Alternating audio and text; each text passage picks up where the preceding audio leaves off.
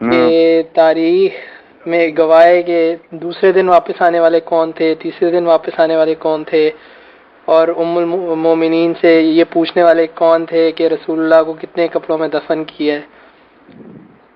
تو یہ اس کا کیا، مجھے نہیں پتا ہے کون سا واقعہ، لیکن نہیں کیا اس نے کہا، ایک تو کپڑوں کا کہنا یہ تو صحیح بخاری میں ہے نا کہ حضرت ابوبکر رضی نے پوچھا تھا عمر بن عائشہ سے ذکر سے کہ حضور کو کتنے کپڑوں میں کیا، اور کیا باتیں بتائیں، اور دوسرے دن واپس آنے والے کون تھے، اور نہیں یہ اس کی باتیں غلط ہیں. اچھا رسول اللہ کے پاس ہی سب موجود تھے. وہ جو قضیہ تھا خلافت کا وہ اتنے دن جاری رہا، وہ تو تھوڑی دیر کی بات تھی، لوگ اکٹھے ہوئے، فیصلہ ہو گیا، آ گئے سب کفن دفن کرایا. بلکہ کہاں رسول اللہ دفن ہو، یہ فیصلہ بھی حضرت ابوبکر کی حدیث پر ہی ہوا. کوئی کہتا تھا مسجد میں، کوئی کہتا مکہ لے جائیں، کوئی کہتے مسجد اقصیٰ لے جائیں. انہوں نے کہا نہیں، حضور نے فرمایا تھا کہ نبی جہاں دفن ہونا چاہتا وہاں اس کی روح قبض ہوتی، اسی پر فیصلہ ہوا. اچھا نہیں کہیں نہیں گئے ہوئے جناب کو بات، وہ ٹھیک ہے. کفن کا انہوں نے پوچھا جب ان کا وقت آخر آیا نا، تو انہوں نے اپنی بیٹی سے پوچھا کہ اچھا رسول اللہ کو کتنے کپڑوں میں کفن دیا. اس سے یہ نتیجے خام خواہ برے نکالنے سے نا، ہمارے سارے فوت ہوتے ہیں، لوگ کفن دیتے ہیں، کوئی ایک ایک بندہ جو ہے نا اس وقت یہ پڑتال کرتا پھرتا. وہ چونکہ رسول اللہ نے خود ہی کہہ دیا تھا کہ مجھے غسل کفن اور لیز میں اتارے میرے خاندان کے لوگ، علی اور میرا چاچا اور دوسرے، کیونکہ آپ کے علم میں تھا کہ شوق تو سب مسلمانوں کا ہوگا کہ ہم یہ سعادت حاصل کریں. آپ نے منع کر دیا کہ نہ جھگڑا نہ کرنا، یہ غسل کفن دفن دینا میرے خاندان کے لوگوں کی ذمہ داری. اچھا تو حضرت ابوبکر اس کے بارے میں نہیں پتا تھا کہ کتنے کپڑوں میں انہیں دفن کیا؟ نہیں. اسی طرح حضرت عمر نے ایک آدمی سے پوچھا کہ رسول اللہ عید کی نماز میں کون سی صورتیں پڑھتے تھے، اس سے نتیجہ نکال لیتے ہیں کہ حضرت عمر آتے ہی نہیں تھے وہاں. یہ کوئی کرنے کی بات، اتنے لوگ عید پڑھتے ہیں، جمعہ کون ہے کہ یاد رکھتا ہے کہ کیا امام صاحب نے پڑھا. اچھا ٹھیک. اچھا اس کے علاوہ یہ ایک اور اس نے حوالہ دیا ہے تاریخ ابن خلدون کا. ہاں حضرت علی نے حضرت ابوبکر سے سوال کیا آپ نے میری غیر موجودگی میں بیعت کی، ٹھیک ہے، اس کے بعد پھر ہاں تو انہوں نے جواب دیا کہ تم تجہیز و تکفین میں مصروف تھے، تو میں تم کو کیسے محض اس کام کے لیے وہاں سے بلواتا اور اس سلسلے میں مشورہ کرتا. آپ بات یہ سمجھیں بیٹا، ابن خلدون کتنی صدیاں بعد ہوا، یہ سارے بڑے بڑے مورخ گزر گئے، کئی سو سال بعد وہ پیدا ہوا. اس نے بلا سند اپنی تاریخ لکھی، کسی روایت کا کوئی حوالہ نہیں دیا. پہلے تو جو تھے نا ابن جریر جیسے، وہ تو سند دیتے تھے نا حدیث کی طرح کہ مجھ کو فلاں نے بتایا، اس نے فلاں سے سنا. اور اب ایسی کتابیں بھی آ گئی تبری وغیرہ جس کے ساتھ تخریج ہے، علماء نے چھان بین کر دی کہ یہ کس اس میں صحیح ہے، وہ باقاعدہ حدیث کی طرح تاریخ لکھی انہوں نے. یہ بعد والے جو انہوں نے کوئی سند نہیں لکھی، جو بات سامنے آ گئی ویسے ہی لکھ لی. اس بازاری باتوں سے بھی کوئی نتیجہ نکالتے ہیں کچھ نہیں. اچھا اس کے علاوہ اس نے پوچھا، آپ نے ایک لیکچر میں دیا تھا کافی کا حوالہ دیا تھا نا اس کے کلپ پہ، تو اس میں اس نے پوچھا کہ کافی یہ کس چیپٹر میں ہے؟ کہ کافی کا حوالہ جنازے کے بارے میں ہوگا نا، کہ بتایا ایک آدمی نے آ کر حضرت علی کو کہ لوگ جمع ہو گئے اور وہ ابوبکر کے پیچھے نماز جنازہ پڑھنا چاہتے ہیں حضور کی. جی یہی حوالہ تھا. جی یہی حوالہ تھا. تو یہ کس وہ چیپٹر میں؟ وہ کہہ رہا ہے کہ میں اس کی سند وہی ہے جو ہے نا رسول اللہ کا مورد. ابواب التاریخ شروع ہوتے ہیں نا، جو حصہ نا اصول الکافی، اس میں پھر ایک باب آتا ہے ابواب التاریخ.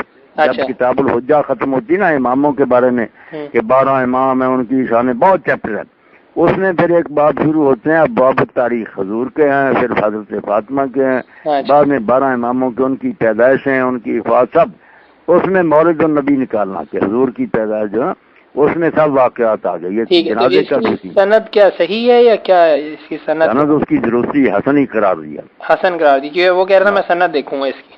نہیں سند دیکھیں، اور اس نے حسن قرار دیا جو سوائے لعنت کے ذکر ہی نہیں کرتا. صحابہ علامہ مجلسی نے لکھا ہی.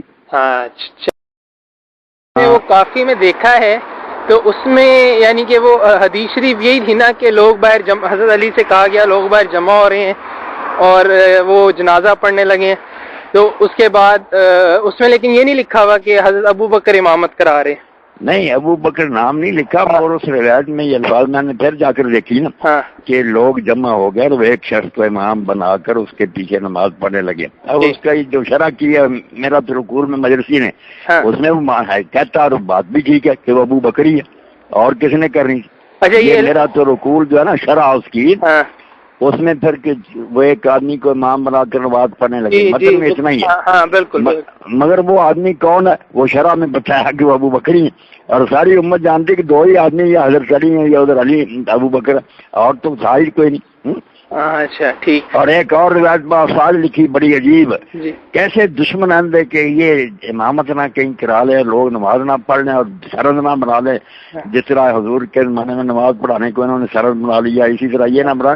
حضرت علی نے کیا کہ خود اور خاندان کے 8-10 بندے لے کر نا اندر خاموشی سے جنازہ پڑھ لیا، اور لوگوں کو باہر آ کر کہا جنازے کی ضرورت نہیں، حضور امام ہی آپ بس دعا کریں. یہ ان کی امامت کو ختم کرنے کے لیے کہ کہیں ابو بکر جماعت نہ کرا رہے، یہ چراکی کی، یہ بھی روایت وہاں پڑے کافی. عجیب و غریب مذہب. صحیح نہیں ہے نا، یہ نہیں صحیح، بالکل پہلی صحیح ہے. اچھا ٹھیک. اچھا اس کے علاوہ اور کیا دلائل ہیں اس کے جنازے کے کہ حضرت ابو بکر شامل تھے؟ حضرت ابو بکر تو شامل تھے. جتنی روایتیں ہیں کہ پھر جب اختلاف ہوا کہ حضور کو کہاں دفن کریں، تو ہمارے تو دفتر پڑے ہوئے ساری کتابیں کہ وہاں کسی نے کہا مسجد میں دفن کریں، کوئی کہتا بقیع میں، کوئی کہتا مکہ لے جائیں، کوئی مسجد اقصیٰ. تو حضرت ابو بکر نے یہ فیصلہ کن بات کی کہ رسول اللہ نے فرمایا تھا کہ نبی جہاں دفن ہونا چاہتا وہیں اس کی جان قبض ہوتی ہے، اس لیے کہیں نہیں لے جانا، یہی دفن کرنا. ان کے کہنے پر، یہ حدیث سنانے پر تو فیصلہ ہوا. پھر یہ آپ کی حجرہ میں قبر کھودی گی. اچھا نکال کر دیکھ رہے ساری کتابیں. میں کافی میں پڑھ رہا تھا تو اس میں یہ حضرت علی کے حوالے سے لکھا ہوا تھا کہ حضرت علی نے کہا تھا کہ آپ صلی اللہ علیہ وسلم کو اسی حجرے میں دفن کرنا ہے. چلو یہ تو وہ کہتے نا، اس میں بھی اب دیکھیں جو حضرت علی نے کہی بات ہے کہ جہاں نبی دفن ہونا چاہتا ہے اس کی جان قبض ہوتی ہے. اب کہاں دفن ہونا چاہتے ہیں حضور؟ آج اس کو دیکھیں وہ جگہ کس کی تھی؟ جی عائشہ کے حجرہ تھا نا. جی آپ تو بلکہ چاہتے میرا جنازہ یار یہاں سے اٹھاؤ، میری جان بھی آنا نکلے. میں نہیں ایسا جس طرح نعوذ باللہ یہ ام المومنین کو تومتے لگاتے ہیں، برا کہتے ہیں، وہاں حضور نے دفن ہونا کیوں پسند کرنا تھا؟ یہ بھی بات ان کے خلاف ہی جاتی ہے. اچھا اگر غور کریں تو انہیں سوچنا چاہیے کہ حضور کو کتنی پھر محبت تھی اس گھر سے. اور پہلے بھی مختلف گھروں میں حضور پھرتے رہے بالکل انصاف کے ساتھ، جس طرح کسی کی باری تھی بیوی کے گھر. پھر آخر میں کہا کہ مجھے تم اجازت دے دو کہ میں حضرت عائشہ کے گھر میں رہوں. سب بیوی نے خوش ہو کر کہہ دیا کہ آپ نے پوری زندگی عدل کیا، ہمارے حقوق کے ساتھ ٹھیک ہے، آپ کیوں تکلیف کرتے ہیں. تو حضرت عائشہ کا مقام بھی تو سمجھنے کی کوشش کریں. اتنا پلیز لوگ، اب الفاظ کیا کہوں، نامرادوں نے اتنا لکھ لیا ہے کہ حضرت عائشہ جب دنگے جمل کے لیے گئی نا تو سفر چونکہ محرم کے بغیر کرنا غلط تھا، باہر نکلنا، انہوں نے پھر حضرت طلحہ سے معاذ اللہ نکاح کر لیا تھا، اور حضرت طلحہ کے ساتھ انہوں نے تعلقات بھی بحال کیے. اب شیعہ علماء جو ہیں وہ لکھتے ہیں یار توبہ توبہ رسول اللہ کی بیوی کے بارے میں ایسی بےہودہ روایتیں کیوں، خود ان حاشیے چرائے ہیں بہار والوں، مگر روایت لکھی ہے تفسیر کمی میں سارے. کوئی غضب کرنے کی حد چھوڑی انہوں نے کہ حضور کی بیوی نے نکاح کر لیا اور طلحہ نے بھی کر لیا، اور پھر آپس میں یہ ملے بھی. بہت غالی لوگ ہیں یہ، کسی حد پر نہیں. مسئلہ کوئی نہیں تھا کہ حضرت علی خلافت کے لیے زیادہ مناسب ہے، یہ وہ بکرے کرائے کوئی بات نہیں، مگر اس کو یہ کہ حضور نے مقرر کر دیا تھا، جنہوں نے نہیں مانا وہ کافر ہو گئے ہیں، وہ یوں ہیں. اسی کو ابن ابی الحدیث شرح نہج البلاغہ میں کہتا کہ یہ کیسی تنگ گلی میں داخل ہو گئے کہ اب نکلنے کا راستہ ہی کوئی نہیں رہا. چوٹی کے صحابہ کو کافر کہنا پڑا، امت سے الگ ہو گئے. سیاسی رائے تم رکھ سکتے، اب بھی رکھ سکتے ہو کہ حضرت ابوبکر سے وہ زیادہ بہتر ہے، کوئی بات نہیں جی. مگر جب حضرت علی اور ان کے ساتھیوں نے کہا کہ یہ چنے گئے ہیں، نہج البلاغہ صاحب کی کتابوں میں ان کے خط موجود ہیں کہ اللہ ان دونوں پر رحم کرے، انہوں نے بہترین سنت کے مطابق حکومت کی، اور ان کی موت اسلام کے لیے بہت بڑا صدمہ ہے. حضرت ابوبکر حضرت ان دونوں کے بارے میں کہا. اچھا یہ خط آپ کو دے دیں گے جو امیر معاویہ کو انہوں نے لکھا کہ ان دونوں آدمی جیسا کوئی آدمی ہے تو اپنی حد تک اگر وہ رائے رکھتے بھی تھے میں ان سے زیادہ قابل ہوں، یہ کوئی جرم نہیں، مگر ان کو مسلم مانا، ان کے پیچھے نمازیں پڑھی، ان کی حکومت کو بہترین حکومت کا کیوں ہے یہ زیادتیاں کرتے ہیں.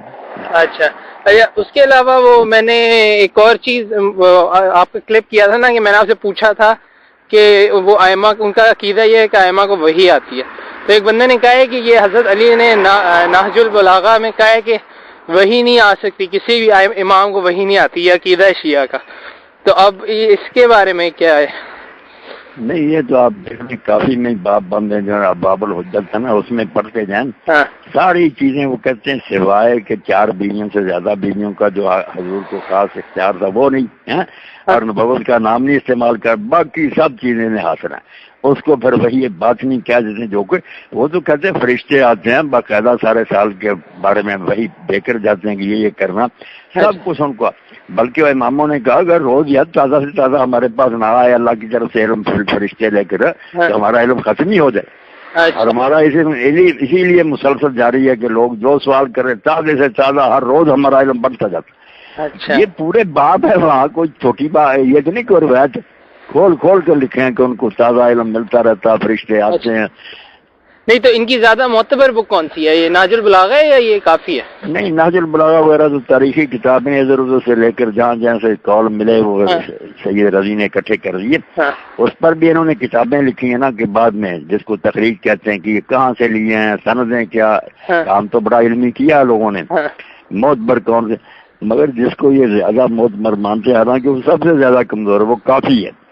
کافی اس کا نام رکھتے ہیں. انہوں نے کہانی گڑھی ہوئی ہے کہ یہ جب لکھی گئی نا تو امام غائب کے سامنے یہ پیش کی گئی تو امام غائب نے یہ کہا پیشانی پر لکھ لیتے ہاذا کافی لشیعت نا کہ یہ ہمارے شیعوں کے لیے کافی ہے، اس لیے اس کا نام کافی ہے.